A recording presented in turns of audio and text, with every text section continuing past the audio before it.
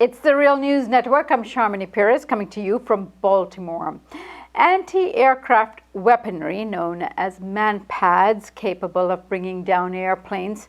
They are also known as shoulder-fired anti-aircraft missiles. Limiting their availability is an important consideration in fighting terrorism because these weapons can take out military and commercial aircrafts.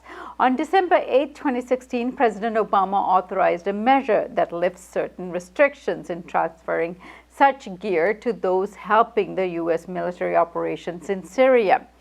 On December 23rd, he authorized the NDAA for 2017. And on Thursday, the Russian Foreign Ministry spokesperson, Maria Zakharova, during her weekly press briefing, said that these developments, particularly in reference to the Manpad, she said were insane. In response, a State Department spokesperson, Mark Tanner, had this to say. My point is, this is not a new allegation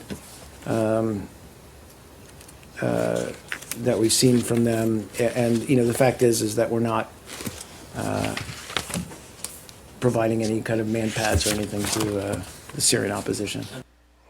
Joining us now to discuss the Manpads to Syria, or the possibility of them, and the implications of such transfer is Ben Norton.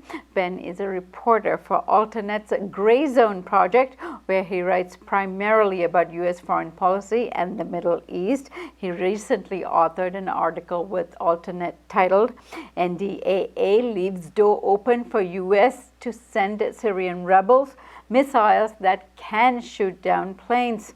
Thanks for joining us, Ben. Glad to be here. Thanks for having me.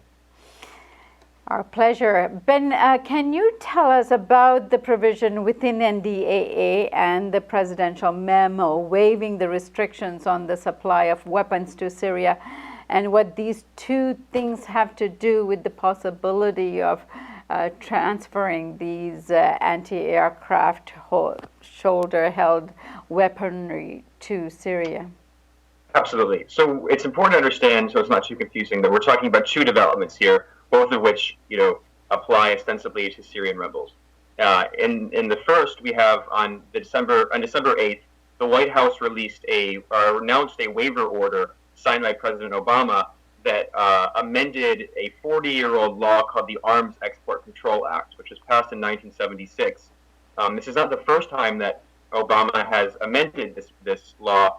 In 2013, he amended it a previous time in order to open the door for the U.S. to send more arms to Syrian rebels trying to overthrow the government of Bashar al-Assad. And this is essentially a further opening of the door. It's similar, so it's not unprecedented to the 2013 action, but this will allow more arms and reduces restrictions on sending arms to militants that the U.S. says are fighting in its national interest. And of course, whatever its national interest and its national security are depend on, how an administration defines it. So this is an ambiguously worded statement, but it's important to see how it could potentially open the door for further arming of Syrian rebels. The argument that the Obama administration gave for passing this new amendment of the Arms Export Control Act was that they are further arming militias in northern Syria, most of whom are Kurdish, fighting ISIS, which could very well be true, absolutely. But the way the language is worded opens the door for further arming of rebels committed to overthrowing the government of Assad. 2 weeks after that, there was another development which pertains more directly to rebels trying to overthrow the Syrian government. And this was the 2017 National Defense Authorization Act, the NDAA. And this was, passed by Congress and signed by Obama. And in the 2017 NDAA, as I reported for Alternate, there was a provision that was buried in the conference report, which was 3,000 pages long. And this provision was added just before the vote. And it was added in a bicameral conference committee meeting. I spoke to two members who asked to remain anonymous of two different House offices. So offices for two members of two representatives of the House of Representatives, one a Republican and one Democrat. And, these are representatives who are concerned about potential anti-aircraft weapons ending up in the hands of extremists. And they told me that there was a discussion going on in the conference committee meeting just before the final version of the NDAA was reached. And essentially there was a kind of middle ground that was met in this agreement where the hawks who wanted further arming and more heavy arming of Syrian rebels agreed to create a provision by which the U.S. could potentially send Manpads to Syrian rebels that are vetted, as long as several congressional committees approve of such transfers before they happen. So, the White House, the State Department, or the Pentagon, if they decide that they're going to send Manpads to Syrian rebels, they have to go through Congress. So there's a degree of transparency there. There's a degree of checks and balances. But while some saw it as a victory, as a way of, perhaps preventing these weapons from ending in the hands of extremists, there still is the possibility, as I mentioned in my report, it still leaves the door open. And some members of Congress, such as Rand Paul and others who have been critical of, more interventionist U.S. foreign policy, have warned that previously, in the case of Rand Paul, he warned previously that U.S. arms transfers to Syrian rebels have ended up in the hands of ISIS and other extremist groups. ISIS previously in 2014, and before it broke eventually with Al-Qaeda, ISIS was working with other, in coalition with other rebel groups, even with so-called moderate rebel groups such as members of the FSA. They were working in coalition to fight not just the Syrian government, but also Kurdish militias. So there's certainly a precedent of this kind of thing happening. And I'll add one more point here. The problem with Manpads, and one of the reasons that the U.S. has previously actually been concerned about sending them to Syria, so this in some ways could mark a break with past policy, is because Manpads are so small, and as the name suggests, man-portable air defense systems. They can fit in a golf club bag. They can fit in the trunk of a car. So, if you send Manpads out there, it's a kind of Pandora's box. Even if you send it to vetted groups, even if it gets congressional approval and it ends in the hands of the very few moderate rebels that are still remaining there, many of these groups work in coalition with extremist groups like the former Al-Qaeda affiliate Jabhat al-Nusra, which recently rebranded, although it's as Jabhat Fatah al-Sham, even though it's still recognized internationally as a terrorist group. These groups are working together, so if you send Manpads to one of these groups and it ends up in the hands of Al-Qaeda or their extremist allies, these weapons could be smuggled out of Syria. They could remain in Syria. There's no knowing where these Manpads could be sent. And if anyone who has them could use them, as you mentioned, not just to shoot down bombers, like Russian planes, but also to shoot down civilian aircraft. To reiterate what I said a second ago, I think this really is a kind of Pandora's box moment, and we should be very careful about what's happening. Right, and according to the Department of Homeland Security, more than 40 civilian aircrafts have been hit by Manpad missiles since 1970s or so. So the Russian concerns aren't totally out of sync, particularly given their airplanes are flying the region. So I think that appears to be a legitimate concern. But what risks are there that Manpads would be used against Russian aircrafts in Syria in particular? Like, what is the likelihood of ISIS getting a hold of them, for example, and using it against Russian aircrafts, or even the Syrian so-called rebels using them against Russian aircrafts? Well, it's very hard to say, and I'll preface by saying that there have been some videos posted online from Syrian rebel groups that show them using Manpads. So, to be clear, there are some Manpads in the region already, not too many. And for years, many rebel groups have complained that they don't have access to enough anti-aircraft weaponry and have requested Manpads. The U.S. position has shifted. Internally within the U.S. government, there has been, major turmoil, not just on this issue, but on Syria in general. So, in the case of the war in Syria right now, we have rebels armed by the State Department and the CIA that are actually fighting mostly Kurdish rebels that are armed by the Pentagon. And even within the Pentagon, as we know from the reporting of Seymour Hersh, there have been major discrepancies.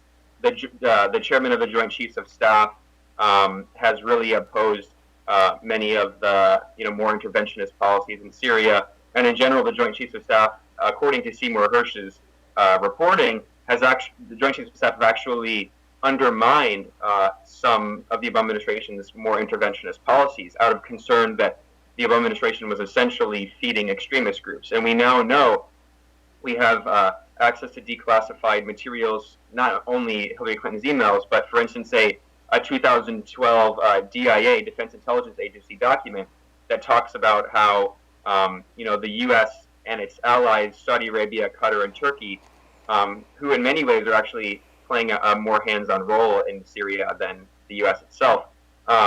This 2012 DIA document discusses how rebels were creating what they called a Salafist principality, a kind of ISIS-like extreme Salafi Wahhabi state. So whether it's probable that these Manpads, if sent, could end up in the hands of extremists, it's hard to say. But what we can, I think, judge from history is that if you send these weapons to Syria, and you send a lot of them, the chances are pretty high. As I mentioned, especially at this point in the war, the opposition is so thoroughly dominated by extremists or by groups that are allied with extremists that it's hard to say what could go where. A recent report in the Financial Times even discussed how vetted groups that have received support from the U.S. from the CIA, weapons from the CIA and training, they are actually now making deals with ISIS, and they're trafficking fighters. They're also paying large sums of money to help ISIS fighters flee and join their own groups. And the Financial Times article discusses how many former members of ISIS are not really ideologically shifting their positions. They're still very extreme, but they're joining these other rebel groups inside Syria. So it's really a mess. And as I stressed a moment ago, I mean, we should be very concerned about opening this Pandora's box and allowing more weapons into Syria. The problem in Syria is that there are already way too many weapons. Yeah, exactly. Exactly, and there's no indication that all the weapons and manpads there are all coming from the Americans alone. I mean, many people are providing weaponry in the region. In fact, Absolutely. It sounds like everyone's dumping their weapons in Syria right now. The manpads that already exist, some analysts who study Syria very closely have speculated that these manpads probably came from either Saudi Arabia or Qatar or perhaps Turkey. And we now know, actually, some journalists inside Turkey were imprisoned for exposing how the Turkish government was directly sending weapons to Syrian rebel groups, including extremist Islamist forces. And actually, what's interesting about this new Manpad development is, although this demonstrates that the Obama administration may be doubling down on a slightly more hawkish policy right before Trump enters, the U.S. allies that have played a big role in Syria are also doubling down even further. Donald Trump has said that he would stop support for rebels inside Syria, and he could potentially shift Syria policy. But of course, there's a large deep state that has been engaging in very different actions for a while now. And as I mentioned, there's still dissent and contradiction within the deep state. However, at the same moment, Qatar and Saudi Arabia, especially Qatar, have said that if the U.S. withdraws support, they're going to increase their support for rebels inside Syria. And actually, an article in Reuters citing U.S. sources revealed that Gulf states and Turkey are willing to turn a blind eye, as the article put it, and allow even Manpads to be sent if elements of these regimes in the Gulf or in Turkey decide they want to arm these rebels, or if rich donors want to send weapons. And I'll add one more point here. I mean, it's also important to understand that we now know that Saudi Arabia, Qatar, and Turkey have been supporting extremist groups in Syria for years. Reuters in 2012, early 2012 in April, published an article discussing how Saudi Arabia was already paying the salaries of FSA officials. And, this goes back years, but we also now know, thanks to an email released by WikiLeaks, that Hillary Clinton knew as Secretary of State that Saudi Arabia and Qatar and these crucial U.S. allies, which are very extreme themselves and very repressive themselves, were even supporting ISIS previously. So there's a precedent for much of this, but it's, it should concern us all that things might continue to spiral out of control. And Syria is already, completely destroyed. So the notion that we would more heavily militarize things, to me, is preposterous. Right. And I guess the next step is to try to figure out how the Trump administration and the new people in defense who are going to be sworn in the next few weeks, to see how they will respond. And I hope you can join us, Ben, then to do further analysis for us. Thanks for joining us today. I would love to, and thanks for having me. Always great to be here. And thank you for joining us on the Real News Network.